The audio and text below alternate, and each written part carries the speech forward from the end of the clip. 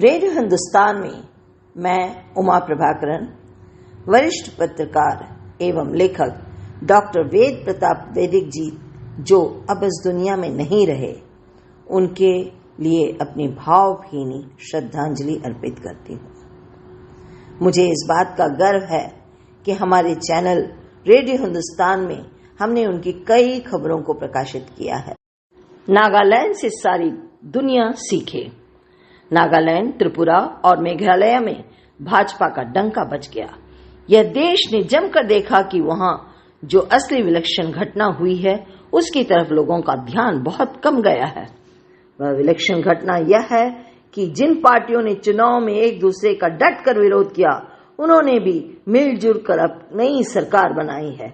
इतना ही नहीं, वे छोटी मोटी पार्टियां जो राष्ट्रीय स्तर पर भाजपा आदि का विरोध करती रही हैं, उन्होंने भी नागालैंड में ऐसी सरकार बनाई है जैसी दुनिया के किसी भी लोकतांत्रिक देश में नहीं है। नागालैंड की ताजा सरकार ने नेशनलिस्टिक डेमोक्रेटिक प्रोग्रेसिव पार्टी के नेतृत्व में बनी है। उसके नेता नेफ्यू रियो मुख्यमंत्री हैं। उनकी 60 सदस्यों वाली विधानसभा में एक भी सदस्य ऐसा नहीं है जो कहे कि मैं विपक्ष में हूं या विरोधी दल हूं। तो क्या हम यह मान लें कि रियो ने 60 की 60 सीटें जीत ली? नहीं, ऐसा नहीं हुआ है। उनकी पार्टी और भाजपा को सबसे अधिक सीटें मिली है, लेकिन उनकी कुल संख्या 37 है। 60 में से 37 यानी कि आधे से सिर्फ 7 ज्यादा। फिर भी क्या बात है कि नागालैंड में कोई विरोधी दल नहीं है।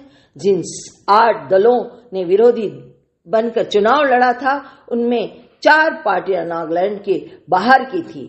सभी 8 पार्टियों के जीते हुए विधायकों ने कहा कि हम सत्तारूढ़ गठबंधन के साथ हैं। अभी तक यह निश्चित नहीं है कि इन विरोधी पार्टियों के विधायकों में कुछ को मंत्री बनाया जाएगा या नहीं। शरद पवार की नेशनल कांग्रेस पार्टी को 7 सीटें मिली है। वह तीसरी सबसे बड़ी पार्टी है जो दुविधा है भाजपा से हाथ मिलाने में, इसलिए वह सरकार को बाहर से ही समर्थन देगी।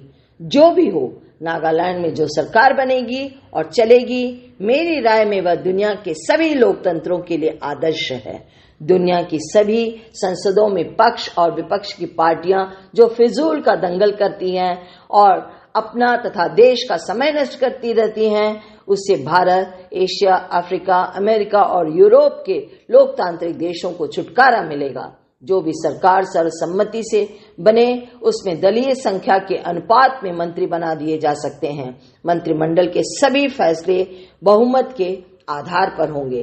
नागालैंड से भारत और दुनिया के सभी राजनीतिक दल प्रेरणा लेकर अपने देश में वैसे ही सरकारें बना सकते हैं जैसी आजादी के बाद 1947 में भारत में जवाहरलाल नेहरू के नेतृत्व में बनी थी। उस नेहरू सरकार में घनघोर गांधी विरोधी भीमराव अंबेडकर और जनसंघ के जनक श्यामा प्रसाद मुखर्जी भी थे।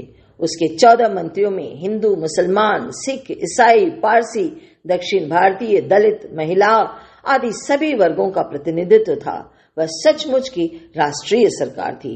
आजकल की पार्टी आधारित सरकारों में भी इन वर्गों का प्रतिनिधित्व रहता है, लेकिन उन सब पर सेंध मेद प्रहार करने के लिए हम विपक्ष भी फिजूल खड़ा कर लेते हैं।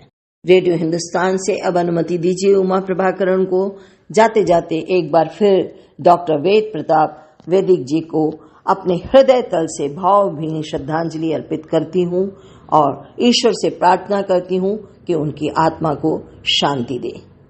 नमस्कार।